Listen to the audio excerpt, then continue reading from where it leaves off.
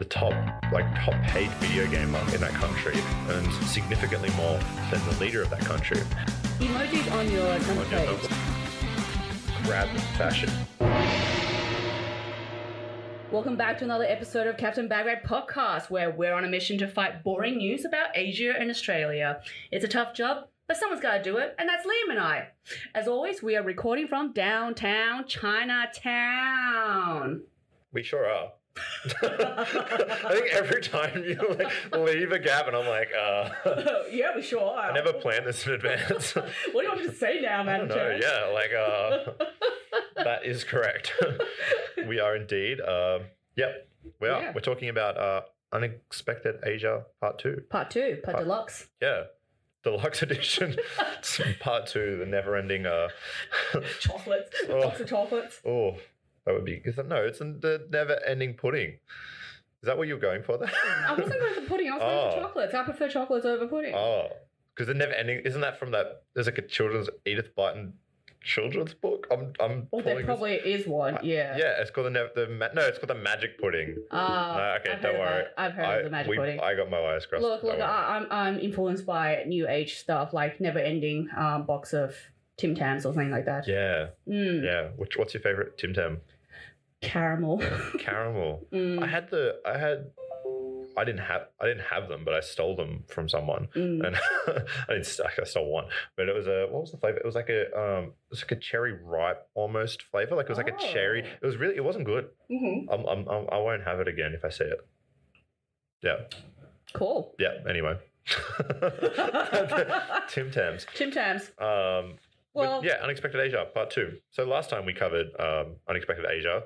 It was quite fun, actually. Yeah, it was good. We talked about a lot of different, very, very wide range of things.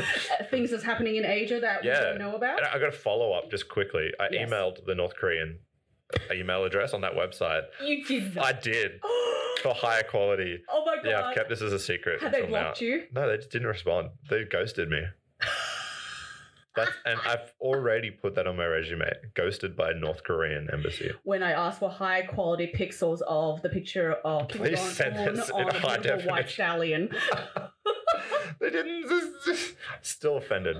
So if you are again listening from North Korea, please update your website. Update the website with the high quality photos. That's all I want. Well, thanks for the update. I hope next time when you update me, they would respond to you. Yeah. Well, I doubt it. And, I tried to keep it as simple as possible. I even attached the images. I was like, I want this, but higher quality. Please. Yeah. And nothing. Not even a... Total ghosting. Yeah, look, I can't hide it. I'm disappointed. All right. Well, who's your favorite country today, then? My favorite country today? I've tried to hit a variety today. Oh, yeah? As always. We always try to. As always, Japan. as a center, but my first thing is a combination. I came across an article recently about video gamers across Asia. They found that in a bunch of countries, like 5 or 6 different countries, the top paid video gamer in that country earns significantly more than the leader of that country. What? Yeah. Well, in Australia, you don't earn that much money as a leader. I think it's like, what, 200,000? My first one is a guy who goes by Anna. That's his gamer tag. So he plays a chick. No, I don't know. Oh. I don't. He plays Dota 2, which is a game. He earns last year he earned $2.2 million playing Dota 2. Oh my God. ScoMo. Yes. Scott Morrison, Prime Minister of Australia, currently, $300K. That's significantly more. $1 million, like $1.5 million more. Wow. Than the Prime Minister of Australia. But what would you want? Do you want a title that says you're Prime Minister of Australia, or do you want a title that I am the best? I think because not enough people get into. Well, I mean, lots of people do try and get into politics, but it's not like most people just don't really, right? I think if there was some incentive, maybe it'd be like, yeah, if it was like you get into politics, you could be earning, some serious cash. It'd be like, well, big incentive. It's like this guy, the 2.2 million guy. He's the most important person in Australia, arguably. In public opinion anyway. Yeah. So why shouldn't he be earning? Anyway, next one, Shinzo Abe earns $200,000, the leader of Japan. Mm-hmm. The top Japanese player, FEG, he has a Japanese name, but I can't pronounce it, is $1 million last year. Wow, amazing. In a game called Shadowverse. Last one in Malaysia. A guy called Ex Nova earned $1 million, and I sorry if I butcher this pronunciation, but Mahathir is that how you pronounce it? Mahathir bin Mohammed, the leader of Malaysia, 60K. Oh, only 60K. That's it. That's his state salary. Wow. Yeah, this is all in US dollars, by the way. Wow. Yeah, that's amazing. This guy's earning a lot just be the king of video gaming. Yeah. So kids, don't become the leader of your respective country. Go into video gaming. Actually, backup plan, become the PM or president. Yeah, have that as like a number 2. And then, number 1 is, definitely go to be the number 1 in video gaming. Number 1 video gaming route. Be the president of the other realm. The real world. Where the graphics are really awesome. Well, that's pretty cool stuff. Yeah. There you go. Cool. Well, I'm going to bring it back to food. Like always. Good. So at the moment, over in Taiwan, Dominoes in Taiwan, which there's 155 of these outlets. Like the same pizza chain. The same pizza chain. That we have. In Australia. I know they're international, but like, I thought it was like because you don't really think of them as being an international company. No, you always think that Domino's is just... I reckon most people would think they're Aussie. Yeah. But they're not. They're American, I think. They're all over the place. Yeah, okay. Yeah, so the one in Taiwan, obviously, like any franchise, they have to adapt to the local cuisine right. And also what the locals want scared. to the market. They've come out with a dessert pizza. Dessert pizza? Yes. Okay, already not a fan. Yeah, okay. It's something that you really enjoy drinking. Drinking? Yeah, that they made it into a pizza. A dessert pizza. Don't tell me it's bubble tea. It is bubble tea. Like they're putting the pearls. The pearls of boba. The boba, yeah. The bubba. They're putting that on the pizza. And cheese. And brown sugar. Look, before the cheese, I would have been like, I'd still try it. Yeah, but there's bubble tea where you can have the cheese froth at the top. Oh, yeah. So it's the same concept. Yeah. Instead of liquid form, now you have a solid form that you can eat for dessert. I mean, I've had dessert pizza before, and I think it's a bit of a... I wouldn't try it. I could eat it I've often. had like strawberry and like white chocolate. Stuff, yeah, that's quite it seems like I'd prefer just like a dessert. Like it's never like, oh, this is awesome on a pizza. Yeah. Like it's like I would prefer just to have this because it's always like cooked chocolate. It's never good, in my opinion. And then it hardens up. I don't know, with on some pastry. Anyway, but but how did did you find it like how does the balls react with? Like, because they cook the pizza like a normal pizza. So how do the balls like melt or something? No, I think the balls would be even chewier. because you would have to cook when you get the dried tapioca. Yeah. And then you cook it in hot water. Yeah, because you get them dried and then boil them. Right? Yeah, and they're actually much squishier.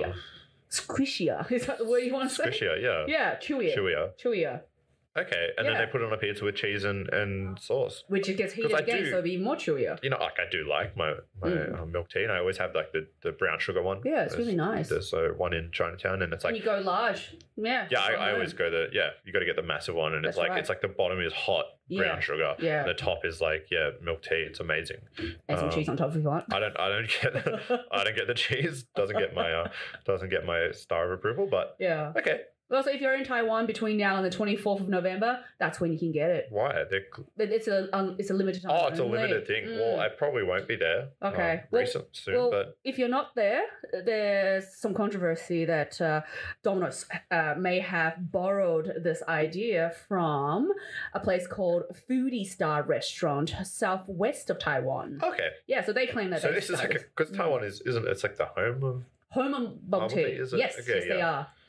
Yes. Yeah. So this particular store, which claims that they started this whole boba tea pizza, right? They said ours is way better, and we started back in April 2015. Wow, a bit of a rivalry with. So is it like Taiwanese wired? Like you can get like this boba pizza anywhere, but I think soon because Domino's doesn't do dessert pizzas in Australia, right? No. They do desserts, but they don't do... Yeah. Because they do... It's just like, Australian McDonald's and KFC and all that don't do sort of Asian Yeah, flavored. that sucks. Like if you haven't tried KFC in Asia, especially Japan and China, try it.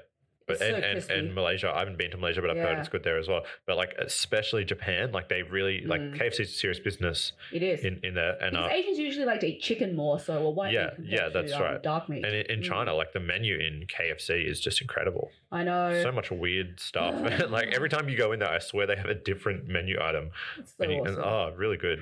And is Japan the other country where you can have a Christmas in KFC? Yeah, that's right. Yeah, they you do. celebrate that. They do. No, it's not that you can. Like a lot of people do that. Yeah, it's sort of like, just that's what you do for Christmas. Is Go to KFC. KFC. And Yeah. actually, the Colonel, he actually looks like Santa in a way. If you put him in a Santa suit, he's already got the nice white hair and the little Yeah, beard. I guess if you had the costume, then yeah, why not? Well, speaking of Japan and food, there's another new restaurant opening in Japan, and it is you're familiar with Sushi Train, Yes, I know Sushi Trains. right? Yeah, take your little plates and eat way too much food, right? Yeah, all the time. Same thing except with hot pot. I've heard this. Yeah, so you get a little hot pot thing in front of you, which it already exists. I used to eat my old university had one. You got a little one in front of you, and you just ordered stuff, and it was like miniature hot pot. For those who don't eat hot pot a lot, typically it's something you do with a lot of people because it's not necessarily really expensive, but it's you have a big bowl of like soup and you dip stuff in it and then eat it. But it's better with people. It's something that it's like a communal thing.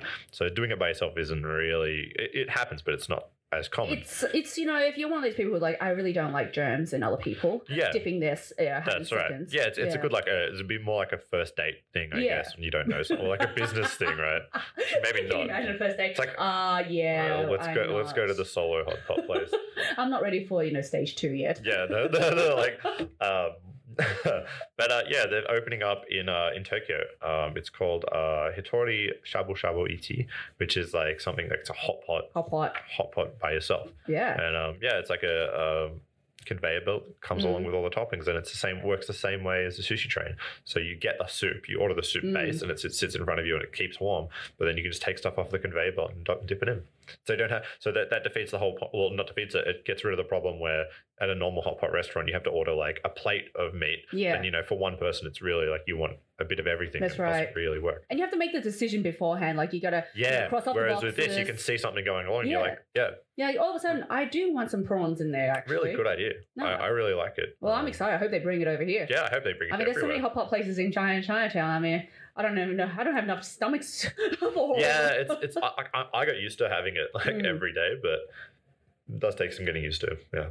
Sweet. Well, I got I'm taking us over to Pakistan now. Pakistan. Yeah, Okay. Pakistan. It's part of Asia. Yep. Yeah. So, for those who don't know what Pakistan is, it's where India is. Yep. So, like in between Asia and Middle East. Yep. A caretaker of a religious site in Punjab, so Punjab is quite, near the Kashmiri and that area, unleashes his pet lion on an electrician.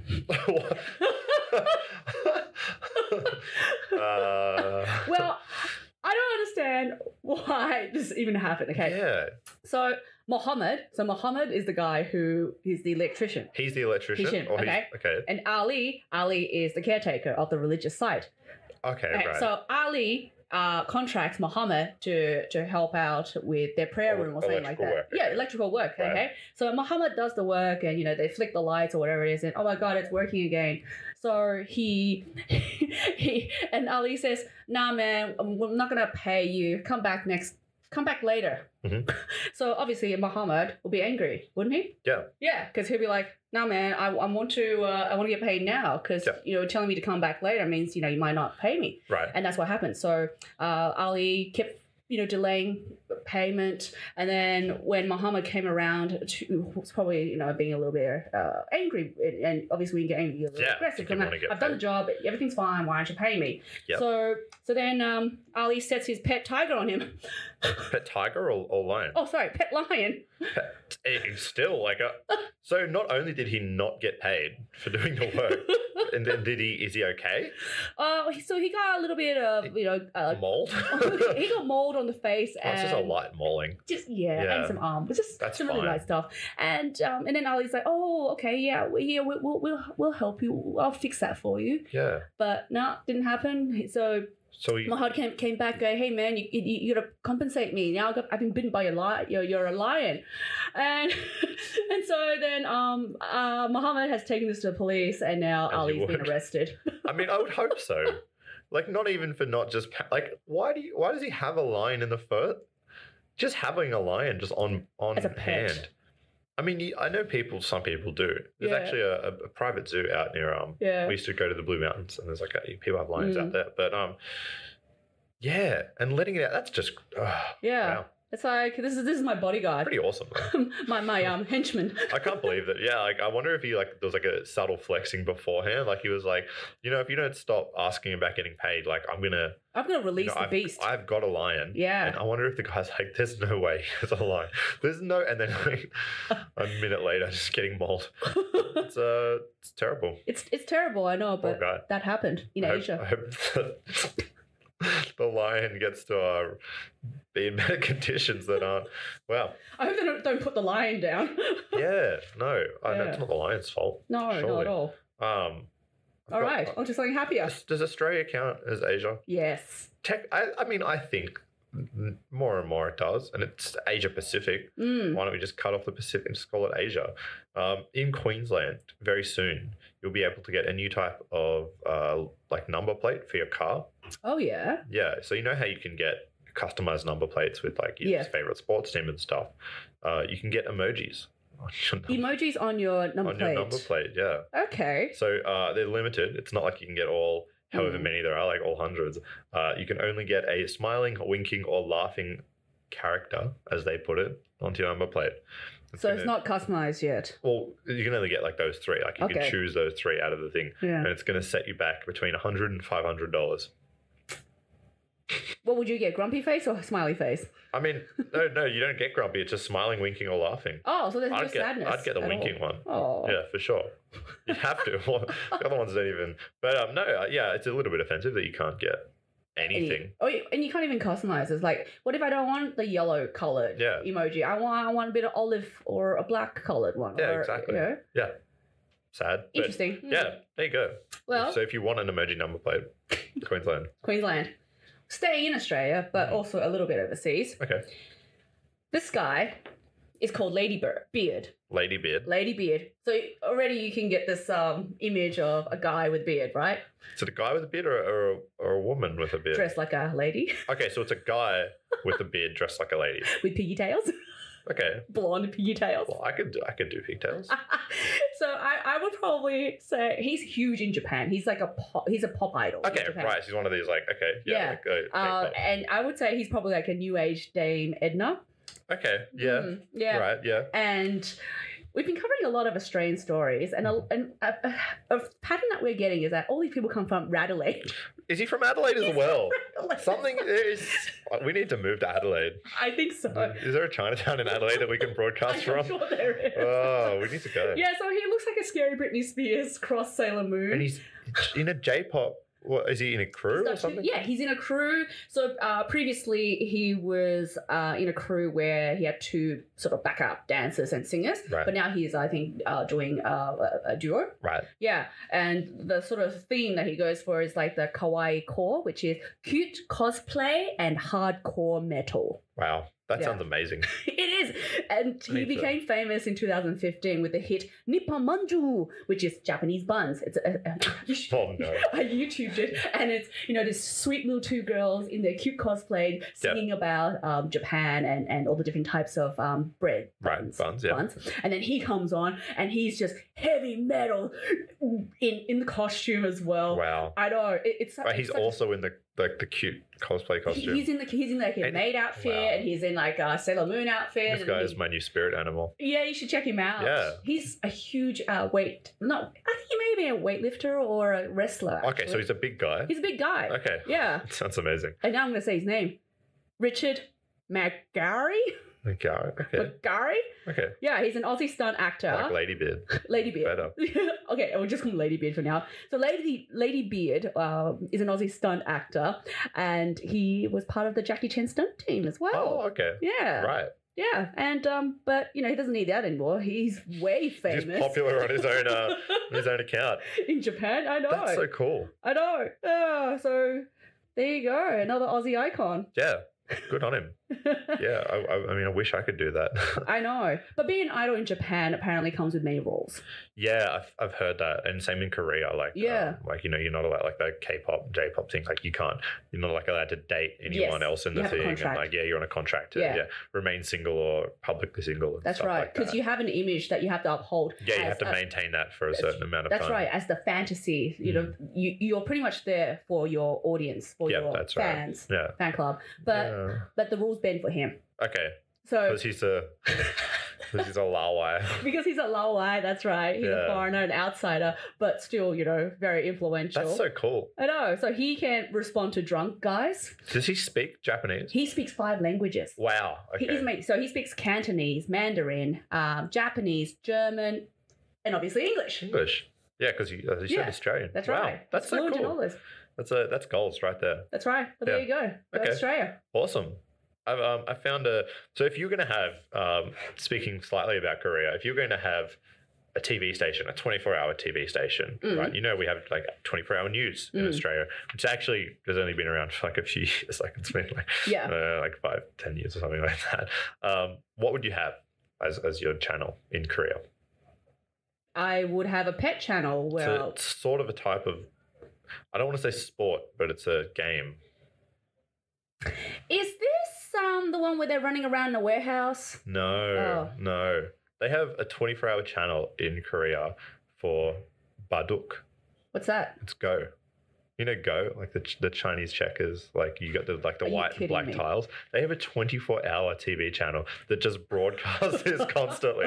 Just like that's you can just tune in anytime and watch like the competitive players. And the majority, like I don't have the image set up anymore, but it's just you know what a Go board looks like. I do know. It's just the Go board, and then you've got little squares for the people playing. Like that's all that's on the screen at any time. And that's just it, 24 hours, and there's like commentary. How amazing is that? Whatever floats your boat, really. We need to ask someone who's like lived in Korea about this. But yeah, apparently, but I don't know if it's well known or what, but yeah, apparently it's just 24 hours. Well, the population in Korea will be a lot higher than the rest of Australia, so there's going to be a lot more people breaking into niche interest, right? Real niche markets. I'm trying to think what Australia I mean, if LadyBeard can make it in Japan. Yeah. Seriously. See, we need to have something like this in Australia. Like, we need to have some competition. Like, what would we do? Like, what would the Australian... equivalent of a LadyBeard? No. Of like a 24-hour Go channel. For Big Brother, right?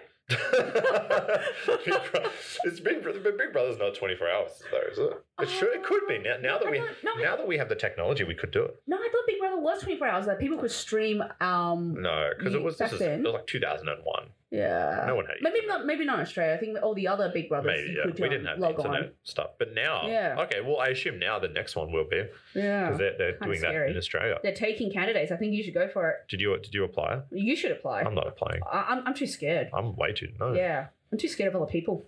Although I'm too scared of other people. Yeah, no, I never watched it as a kid. Like my parents would never let us watch it. I think I watched the first season and I went, all right, that's it. Yeah, I'm gonna go and live my own life. Thanks. Yeah. Talking about a country that lives their own life and their own way. You know how in the world we always talk about GDP. Yeah. What's a country's GDP? Oh my God, your GDP is so low. What's wrong with you? So low. I know. So the Kingdom of Bhutan. Yes. So Bhutan is like wedged between China and India. Yeah. They have their own index. Not economy based, but happiness based. Okay. Yeah. It's nice. Yeah. So they are notable for pioneering the concept of gross national happiness. So it's about the collective happiness and well-being of a population, taking it from a holistic point of view and obviously in consideration of the economic side as well.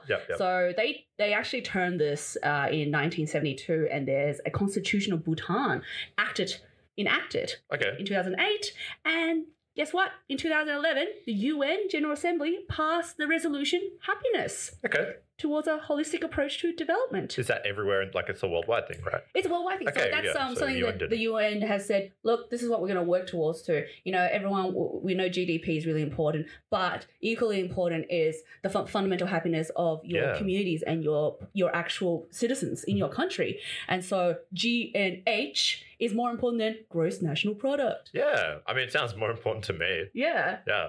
Cool. Yeah. That's and awesome. Australia's ranked number 11 out of this 150 something countries. For national happiness. For national levels. happiness. Okay, 11's okay. 11's right. I mean, we always New try. Zealand's above us by 2. Okay, yeah. So Bhutan is Bhutan number 1? I think Who's I number can't one? remember the. Well, I think it's in that's okay. between. Okay. Finland's number 1, Oh, okay. and I think both Bhutan's probably like about 5 or 6. That sounds like a thing that we should try and win. You know, achieve. all the other things are like, you know. Yeah, Just, because at the moment, I think especially last year and actually this year as well, the New Zealand Prime Minister Jacinta, Mhm. she's been promoting this this concept, which has Okay. been around for a bit now. Right. But she's actively promoting it now in New Zealand. Yeah. Yeah, especially treatment of Maori and all Mhm. our history and stuff like that. awesome. Yeah. Okay. Do you want to know who's at the very bottom? Who? Do I want to know? I want you to say US, but it's not. The second one. No. South Sudan. South Sudan. Oh, okay. Well, Yeah. yeah, that's okay. That's a bit sad. Cool. Yeah. Do you have anything uplifting? Not really. Bit looking into a Black Mirror slightly. This started in Japan and now it's spread to Korea and Australia. You can get video game tutoring for your kids. Well, since you can earn like 2.2 million, Yeah. why not? It's piggybacking off that. So you can actually, and I looked up the prices. So there's an Yeah. Australian company and it costs between $20 to $60 an hour. And I think the reason that there's such a wide gap is like that $20 an hour thing is like they like Skype in essentially. So you can have like your coach watching you play, but they're not at your house. Whereas those $60 sessions are like they come to your house or you go to a location and game. In Australia, that is Australian dollars. Or you can get Marita Chang's robot. Telling presents.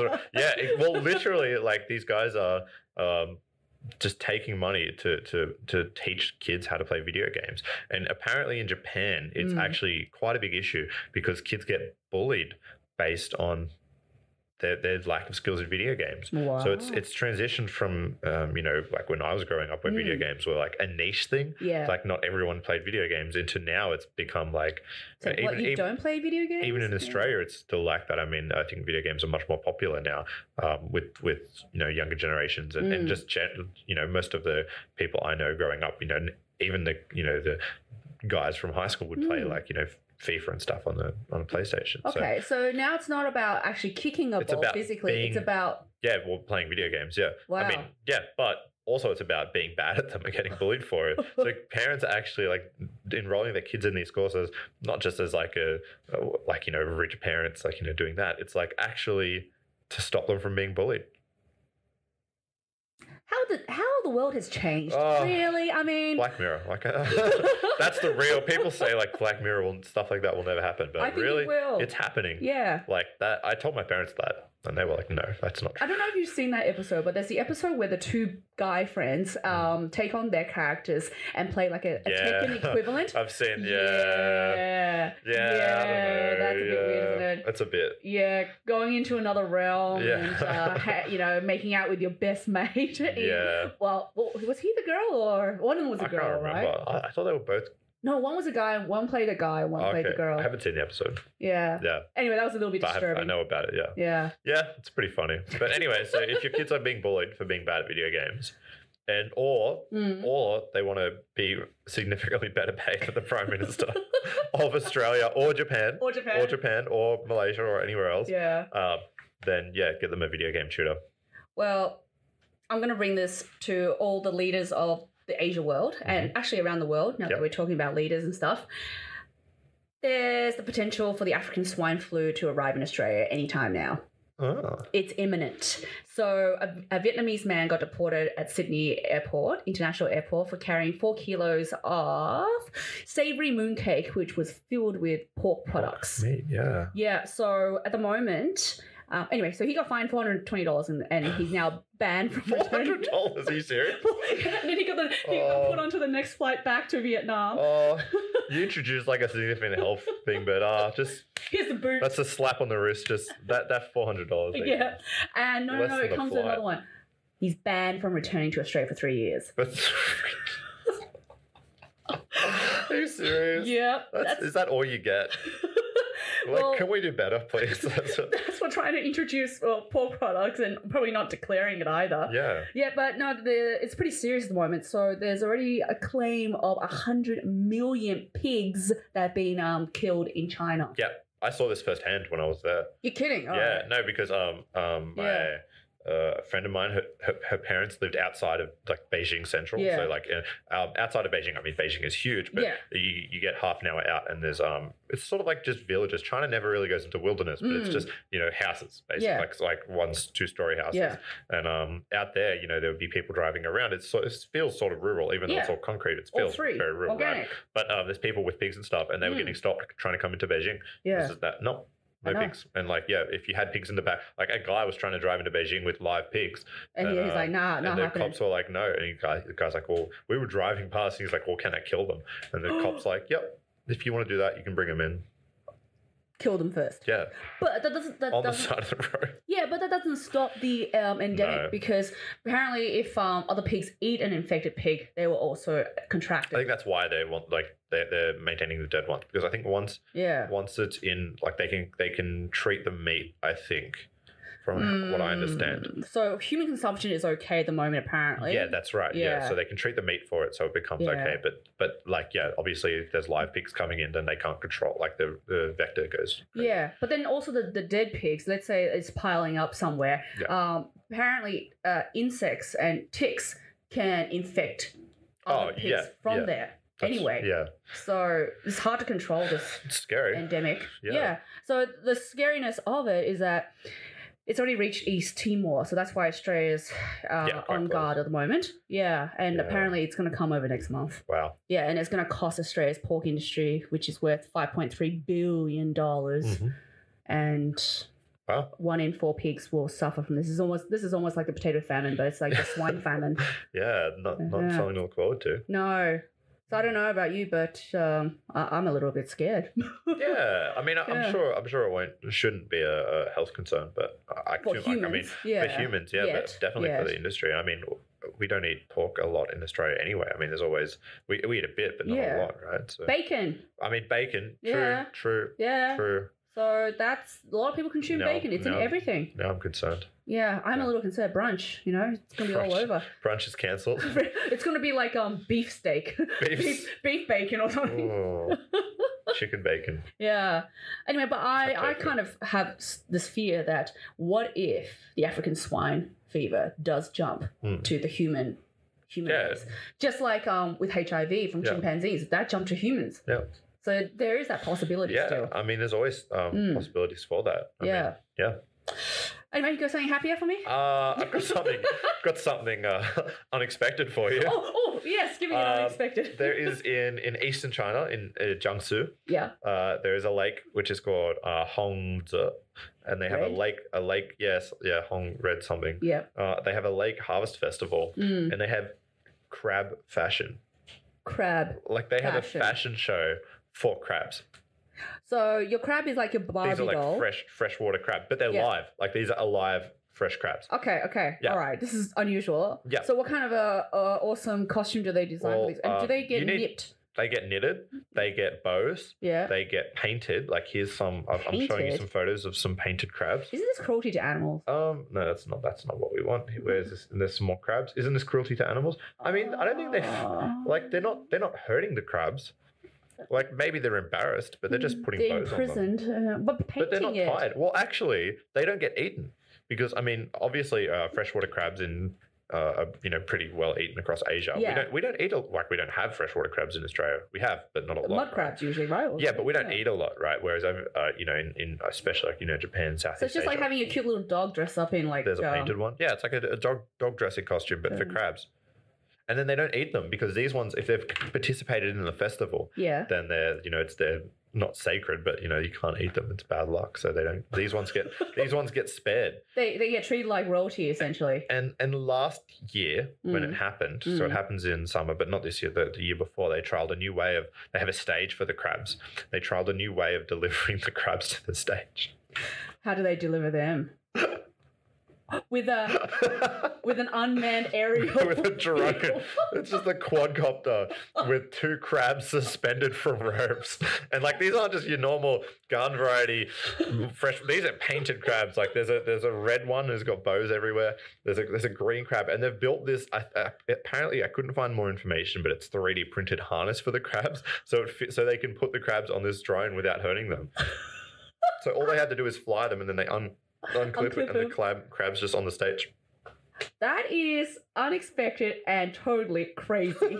That's all I have to say. Yeah. And crab saving. I mean, those crabs, probably a lot of crabs do get eaten at the festival. Those crabs live the best life ever. But those crabs got an air ride. They got painted. They got well taken care of. They go, yeah. I want to go. I actually really want to. Do you want to go and buy like a No, I just want to go. freshwater? Just go see it. Yeah. It'd be hilarious, I think. I'd like to see you with a flying crab. I'd paint a crab. I'm a part-time artist occasionally. Yeah, I think it'd be fun. Oh, crabs. Crabs, man. Crabs. You got another one? I got a food one. Another food one? Well, look, when you mention crabs, I just think of eating crabs. It's a delicate process eating crab because you have to I'm bad. It's so I'm really hard, bad so much at work. It. Yep. It's so rewarding. It is, yeah. Yeah. So back in Hong Kong, this was several years ago, KFC came out with, you know how their tagline is like fingers licking good? Yep. So they took it to the actual level. Its actual level, right? Which meant they made these nail polish that you can paint onto your nail, so it looked exactly like it and it dried exactly like real nail polish. Yeah, and then you could just lick it. What? You can just lick it. Oh, so literally, I was wondering where you were going. So, like, it's like what flavor is it? Like chicken flavor? Yeah, chicken flavor. Oh, okay, yeah. So original and hot and spicy. Awesome. Yeah, I'd do it. Do they come in different colors? Yeah, they came in different colors, and they even had a campaign, like an advertisement that you can still find on YouTube. Right. Yeah, so these are like, okay. Yeah, so there's this guy, he's got, his nails painted in the 2 different flavors. Yep. And then there's chicks sitting there beatboxing, and then she starts licking her fingers, and he's like doing these random dances so you can see his nails. Yeah. Not a very common thing. I think we should reenact that. You be that dude with the painted fingernails doing all these cool moves, and I'll just be trying to beatbox. Yeah. Yeah, and licking my fingers. Wow. That's cool. I'd try it. I mean, I haven't had my nails painted for quite a long time, but yeah. Awesome. And it didn't stop there. Okay. No. So KFC even released KFC sunscreen. That sounds amazing. Yeah, I know. I couldn't believe it. I was like, oh my God. And do you know what the name of it was called? No. Extra crispy. Extra crispy sunscreen. That's not what you like. Generally, when you wear sunscreen, that's what you're trying to avoid, right? Yeah, I know. But the whole momentum behind it is just like, well, lots of people love the smell of KFC. So if you want to smell like a chicken instead of the normal sunscreen smell, smear some of this stuff on. Look, I feel like scented sunscreen could catch on. I'm not sure about the chicken because imagine like sitting like on the wherever you are. Doesn't matter. You could be anywhere. Yeah. Someone's like, do you smell like fried chicken? That's a bit. I smell 11 herbs and spices. Like I mean, I guess it could be a thing. Yeah. I think scented sunscreen just in general, that sounds good. It could be a good promo thing where, KFC could hire all these marketing promo girls, whack all the sunscreen on, get them to walk around the crowd. And people would smell and be like, God damn, I'm going to go get around some. 11 o'clock in the morning. So then people go, oh my God, lunch. I feel like lunch. I feel like chicken. That's a good marketing strategy. Well, they do. I remember they have a KFC scented candle that you can buy in America.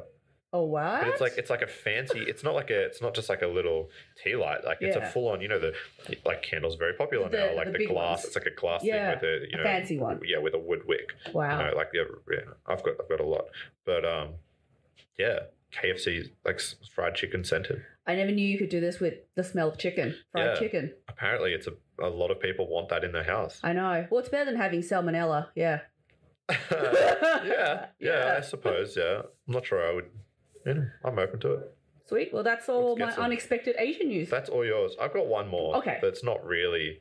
It's like Australia Hit me. and also I think Malaysia. Hit me. So have you heard of pastafarianism? Sounds rather familiar. So it's an inverted commas religion, Okay.